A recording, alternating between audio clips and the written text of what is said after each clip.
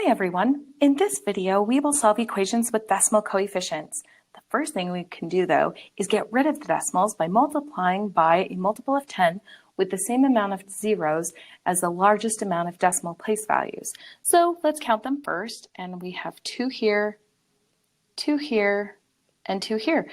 So we will multiply both sides of the equation by a multiple of 10 with 2 zeros, which is 100. We'll need to distribute on the left-hand side into all of the terms. Some may say, why didn't we multiply into the parentheses here? But with the commutative property, we are multiplying 100 times negative 0.53 and then times the quantity. Since we can multiply 100 times the negative 0.53 first, then we will multiply that result into the quantity m minus 3. So we will multiply 100 times negative 0.53. When we multiply by a multiple of 10, we move the decimal the same amount of place values as zeros. Since there are 2 zeros, we'll move it 2 to the right, which is exactly what we wanted to happen.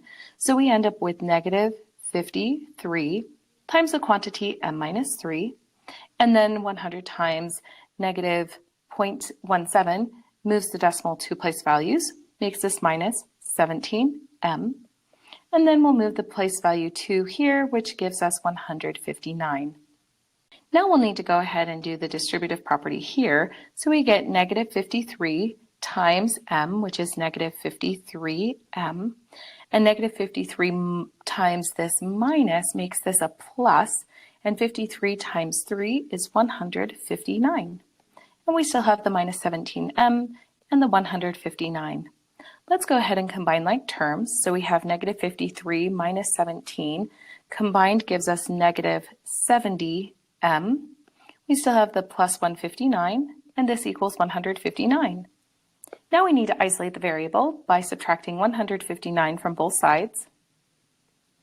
It cancels on the right and on the left, so we get negative 70m equals 0. Continuing to isolate the variable, we'll divide by negative 70. On the left, it cancels, and we're left with m equals 0 divided by negative 70 is 0. So our solution is m equals 0. When you're working on your own, don't forget to go check to always verify that you indeed have the correct solution. And we're all done.